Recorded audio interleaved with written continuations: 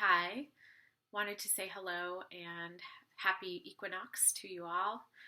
Thank you so much to everyone that wrote me after my last video. I asked that if you had questions or things you wanted to, have me talk about, in this format to please write me.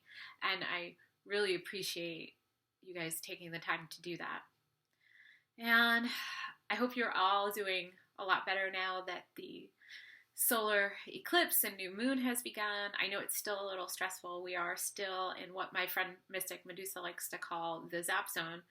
And we don't really kind of come out of it until April 8th, which is soon. And before that, we are going to have a pretty intense full moon in the Libra on April 4th, along with the lunar eclipse. Now I know it's like everything's intense, right? The beauty of the full moon, what we have approaching though, is it really is going to highlight and illuminate anything else that we have to be just, complete with. And it can shake some stuff up, relationships and, partnerships, agreements, the way we kind of hold ourselves in the world. But I think it also, it's going to make things really easy for us to let these things go. Whereas it's been kind of a gray area with some things we haven't want to upset, the delicate balance, and everybody's emotions are running high and frantic. And I think the overall message that I was getting from a lot of you, though, is, hey, you know what? Yeah, it's hard, and I am doing my best, and I still keep getting beaten down. Or, I'm having a hard time with my money and my finances, and no matter what I do, I keep getting screwed, or no matter what I do, I keep falling for the wrong person.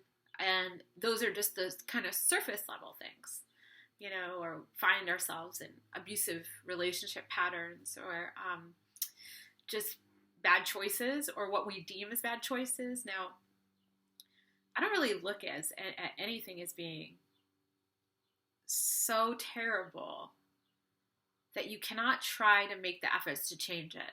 Yes, of course, there are terrible things that happen. There are rotten things that happen in this world, and we got to get over it. I mean, we know that they're there, so why keep giving it more energy? And my biggest thing is this: when I tell people, it's like we're not ignoring, the struggles or the troubles that we might have, but it's how we look at it in our perspective. And that perspective can be really, really life-changing. Now, for example, if you're always complaining about how poor you are, or how broke, and you're wondering why it won't get better, it's like, reevaluate what you're saying. Stop saying I'm broke. Stop saying I'm poor. There is a law of attraction out there, and it works. And the problem is a lot of times we get the negative because we're reinforcing it over and over again. And a lot of times it might not even be ours. Our initial belief, we might believe we are abundant. We might believe that we are able and open to receive, financial wealth or security. And that's varying. That's all relative too. That financial wealth to me could look totally different to the man I just saw under the bridge on Alvarado and by the 101, and financial abundant looks way different to me than it would, say, Madonna. I think we have to start really changing our words and changing how we speak about our lives and about ourselves. And we're not doing these small fry things anymore. It's like, really think big. Think bigger for yourself, because know you're worth more. And you're worth things. You're worth having joy and happiness. And it's not necessarily even about the financial abundance. It's like, what's the goal of what do you want to feel like? And focusing on that. Well, if I'm thinking of this, I want financial abundance so I can pay my bills comfortably. I can get art supplies, or, buy healthy food. I mean, these are all just general, examples, but what would having those things make me feel like? I think they would make me feel safe. They would make me feel grounded. They would make me feel fulfillment on some level, complete. And again, these are just examples. These are not absolute realities or truth for anyone. I'm just trying to give you examples. But if you're saying, I want to bring more money into my life because I want to experience more joy, start to figure out how to experience more joy first. And then, find ways and ask for those ways of joy to come to you. Stop asking for just the money, because the money isn't always going to be able to fix the problem. So if you're asking, I want to have more laughter in my life, you don't need to go buy laughter. Maybe it's, a phone call with a friend, or you're creating something else for yourself. And, if you're needing money because you need to pay rent, yes. Or maybe, you get the point. Anyway, I don't want to ramble on about this, because I think there's so many ways we can talk about this stuff and access it and try to reprogram ourselves. And the other thing to remember is sometimes we have money issues or fears around poverty or being taken care of because it's ingrained in us, just like our physical DNA. And I've talked about this before. We have belief DNA. My grandmother went through the Great Depression, so now I'm a hoarder. It's like ingrained in me to be fearful that there's not enough. Or I have a past life where I died of starvation and now I am putting on a bunch of weight because I'm scared that there's not going to be any left. These are just examples of how we hold on to things that maybe it's not mine to hold on to anymore. Maybe it's about creating a new paradigm and a new reality, breaking those old habits or, beliefs. My great-great-grandmother was a slave, and now I have fear of stepping into certain things because of repercussions for myself. I have fear of living the life that I want to live because it could be taken away. Now, these are patterns and memories that are stored in the DNA.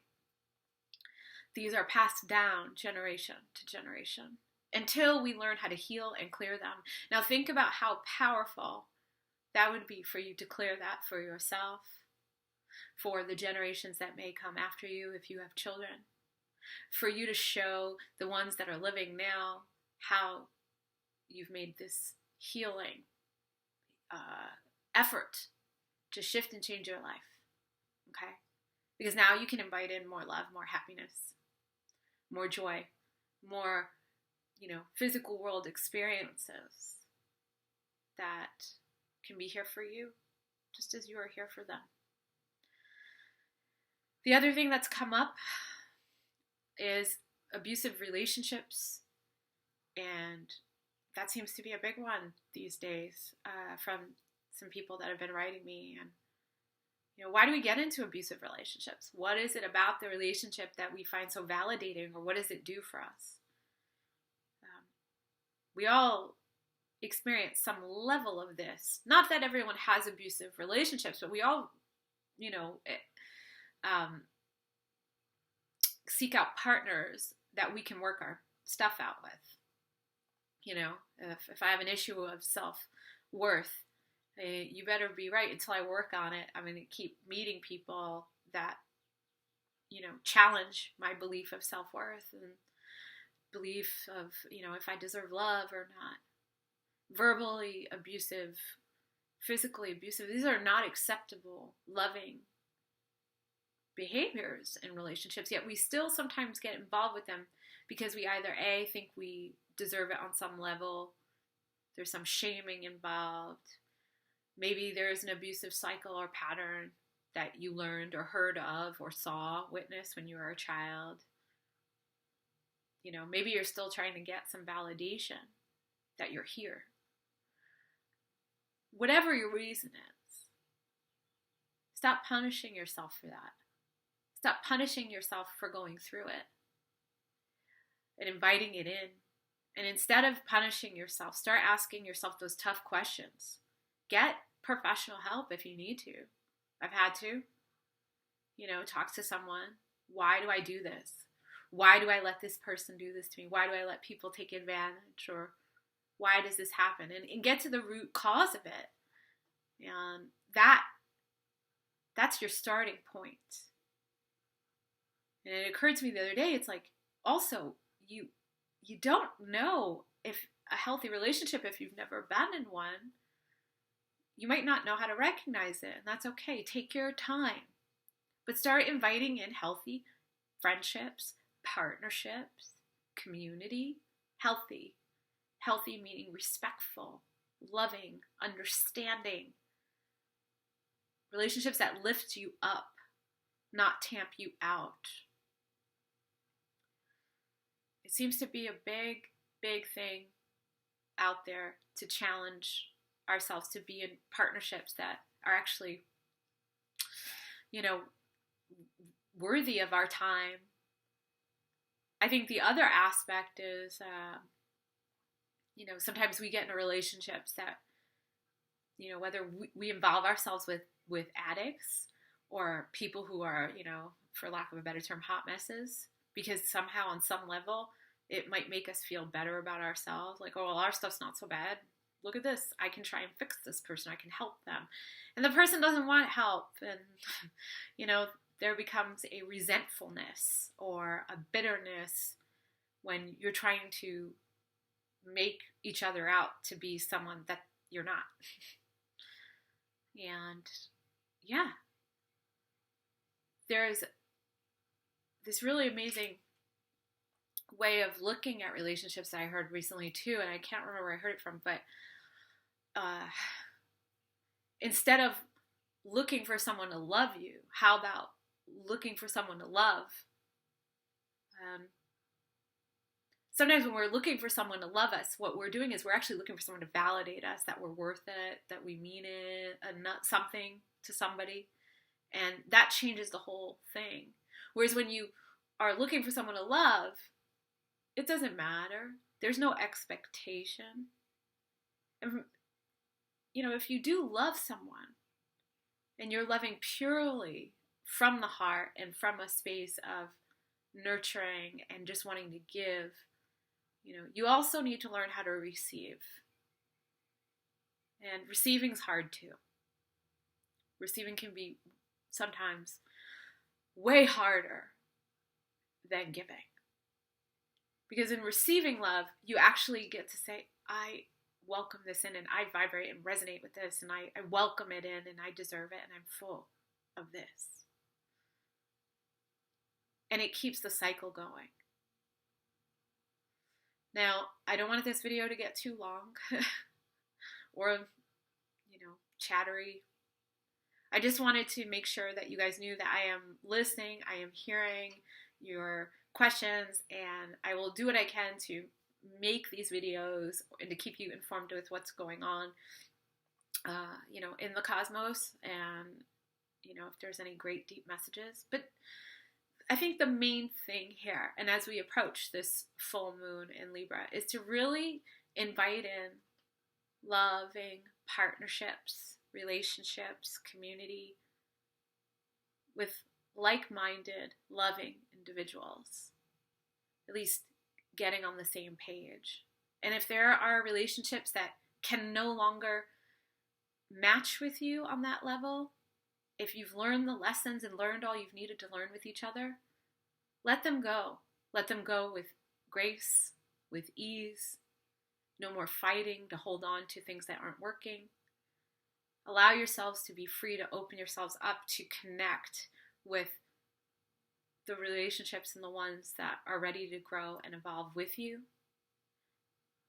I guarantee the ride will be much more pleasant when you've got, your community with you. And the rest can move forward. You can all move forward to more appropriate relationships and situations. Have a great, wonderful week. Thank you all for emailing me. And I hope to connect with you at another time. I'm also available for private sessions by phone, in person, in Los Angeles, and by Skype. If you want to contact me, my information will be below this video. Take care and be well.